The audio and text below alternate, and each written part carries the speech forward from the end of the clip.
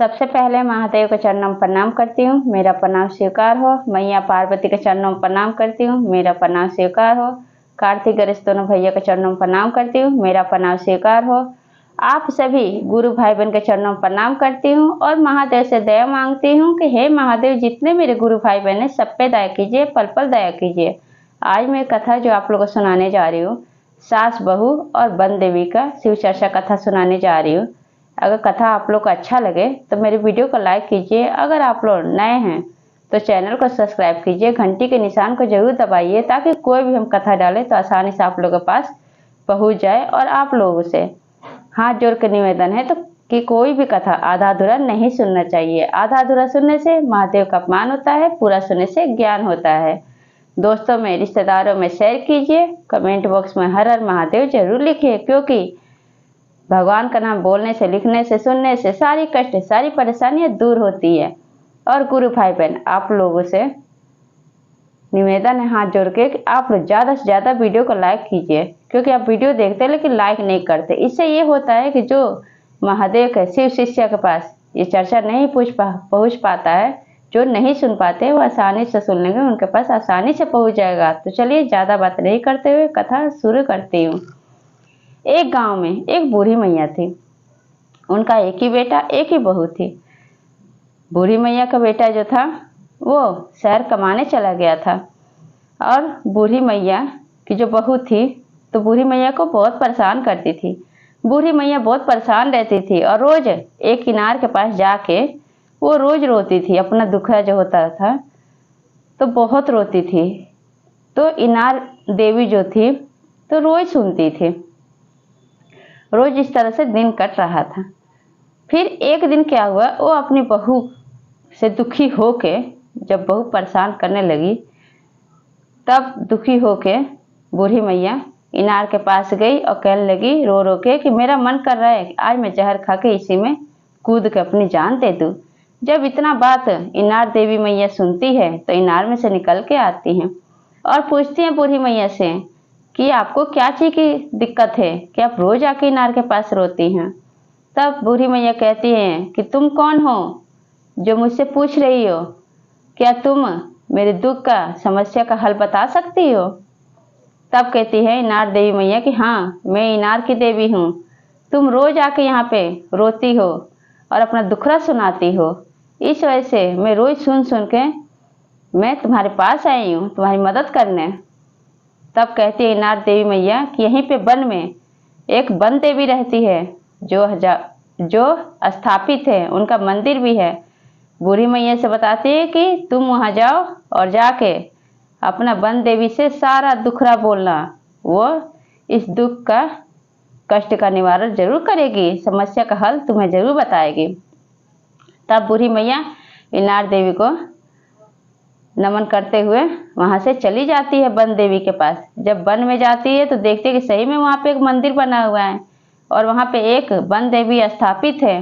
मंदिर में जाती है तो कहती है कि हे वन देवी, मैं अपने बहू से बहुत परेशान हूँ। मेरा बेटा है वो बाहर गया है कमाने, लेकिन मेरी बहू मुझे बहुत परेशान करती है। मेरा मन करता है कि मैं जहर खा के मैं इनार में कूद के जान दे दूँ।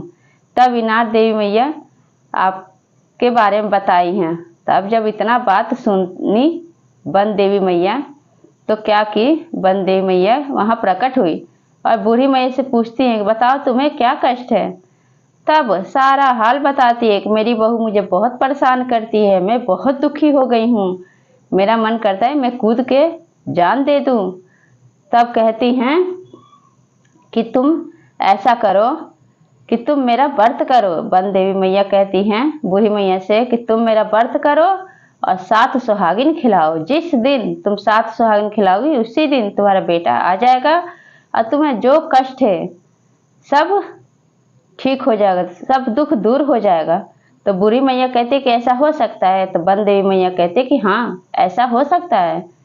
तब वहाँ से बूढ़ी मैया अपने घर आती हैं और जैसे वन देवी मैया बताती है बूढ़ी मैया वैसे व्रत रखती है। 7 सुहागिन के लिए मिष्ठान बनाती है। जब मिष्ठान बनाती है मिठाई तो 7 बनाती है लड्डू तो 8 बन जाता है, तो एक लड्डू को फोड़ देती हैं। अब ये सब वन देवी मैया देखती रहती हैं। तब क्या सोचती है बन देवी मैया कि मुझे लगता है कि बूढ़ी मैया को उनकी बहू बहुत परेशान करती थी, बहुत दुखी रहती थी, इसलिए वो मेरे बारे में भूल गई हैं। आटा लड्डू बनाना बूढ़ी मैया भूल गई है। चलो क्यों ना मैं ही याद दिला दूं। तो बन देवी मैया एक बूढ़ी का रूप धारण करके आती हैं बूढ़ी मैया के पास। जब उनके घर के बाहर आती हैं तो दरवाजा खटखटाती हैं, तो बूढ़ी मैया दरवाजा खोलती हैं। तब अंदर आती हैं तो देखती हैं कि 7 लड्डू बनाई हैं, लेकिन 8 लड्डू बन गया है। जैसे बूढ़ी मैया 8वां लड्डू फोड़ने जाती हैं, कहती है पता नहीं कैसे 7 लड्डू बना रही हूँ, 7 सुहागिन के लिए तो 8 बन जा रहा है। तब बूढ़ी मैया कहती हैं कि शायद तुम्हें पता नहीं है कि तुम एक देवी का लड्डू भूल रही हो। तब बूढ़ी मैया कहती है किसका लड्डू भूल रही हो। तब बन देवी मैया का लड्डू तुम भूल रही हो। 7 सुहागिन भी खिलाना, एक बन देवी का नहीं निकालोगी, एक बन देवी को नहीं लड्डू खिलाओगी। तब बूढ़ी मैया कहती है कि हाँ ये तो मैं भूल रही थी। तब जाके क्या करती है बूढ़ी मैया कि 7 सुहागिन को बुला के अपने पड़ोस में से और उनको भी खिलाती है। बन देवी जो बूढ़ी मैया के रूप में आई थी उनको भी बिठा के खाना खिलाती है। जैसे अभी खाना खिला ही रही होती है, तब उसी समय बूढ़ी मैया का बेटा बाहर से चला आता है। जब बहू सुनती है कि उसका पति आया है तो दौड़ते हुए जाती हैं अपने पति के पास। अब बेटा देखता है कि मेरी पत्नी मेरे गले आके लग गई, लेकिन मेरी माँ नहीं आई। माँ तो 8 सुहागिन को खाना खिला रही थी, बन देवी जैसे बताई थी उस तरह से कर रही थी। तो बूढ़ी मैया क्या की 8 सुहागिन को खाना खिला के और जितना जूठा बर्तन था पतल सारा हटा के सब साफ सफाई करके तब बाहर गई। तो बेटा पूछता है अपनी माँ से कि माँ आप इतने लेट से क्यों आई। इससे साफ पता चलता है कि मेरी पत्नी मुझे ज़्यादा प्यार करती है। तब माँ कहती है कि बेटा मैं तुम्हारे लिए ही आज मैं 8 सुहागिन को खाना खिलाई हूँ अपने हाथों से बना के। तब बेटा जब ये सुनता है तो कहता है कि हाँ माँ आप मेरे लिए खाना बना के खिलाई। तब कहती हैं कि हाँ। तब बेटा कहता है कि आप बताइए माँ आपको क्या कष्ट है, क्या दुख है, क्या मेरी पत्नी ने आपको कोई दुख दिया है। तब उसकी माँ कहती हैं कि हाँ बेटा मुझे बहुत परेशानी बहू करती थी, बहुत तंग करती थी। मैं इनार में कूद के जान देने वाली थी, लेकिन मैं जैसे गई जान देने इनार में तो इनार की देवी निकली और अपने बेटे से पूरा हाल बताती है इनार देवी के बारे में और बन देवी के बारे में। बेटा सारा बात सुन लेता है, लेकिन जो प्रसाद बचा रहता है तो बूढ़ी मैया अपने गांव में बांटने चली जाती है। उसी समय बेटा गुस्सा होके अपनी पत्नी को घर से बाहर निकाल देता है। कहता है कि जब तुम मेरी माँ की सेवा नहीं कर सकती तो तुम्हें इस घर में रहने का कोई अधिकार नहीं है। अपने पत्नी को घर से बाहर निकाल देता है। जब पत्नी घर से बाहर निकल जाती है तो वो एक पीपल के पेड़ के पास जाके बैठ कर रोने लगती है जोर जोर से। तब उसी समय वहां से एक मुखिया गुजर रहे थे। मुखिया जी कहते हैं कि तुम क्यों रो रही हो। तब बूढ़ी मैया का जो बहू थी तो कह रही है कि मेरा कोई नहीं है इसलिए मैं रो रही हूँ, मैं लवारिस हूँ। तब मुखिया कहते हैं कि तुम परेशान मत हो, तुम मेरी बहन बन के मेरे घर में रहना, तुम चलो मेरे घर। उसी समय क्या होता है कि जब बूढ़ी मैया प्रसाद देने गांव में जाती है तो मुखिया की जो पत्नी थी तो वो भी उनको भी प्रसाद बूढ़ी मैया देती है। उसी गांव में घूम रही होती है तो प्रसाद जब देती है बूढ़ी मैया तो क्या करती है कि प्रसाद लेके हाथ में वापस कर देती है बूढ़ी मैया को। कहती है कि ऐसा बंजर लड्डू कौन खाएगा जो कि फोड़ने से भी नहीं फूटेगा। जैसे बूढ़ी मैया के हाथ में लड्डू रखती है मुखिया की पत्नी तो उसके घर में जितना धन दौलत था सब फर फर फर फर फर फर फर फर सब हवा के जैसे उड़ जाता है और मुखिया कंगाल हो जाता है। जैसे मुखिया की पत्नी आके देखती है तो घर में खाने के लिए तरस जाते हैं। तब मुखिया से क्या कहती है पत्नी मुखिया की कि आप कैसी मुंह बोली बहन लाए हैं कि उसके आते ही घर में कंगाली छा गया है।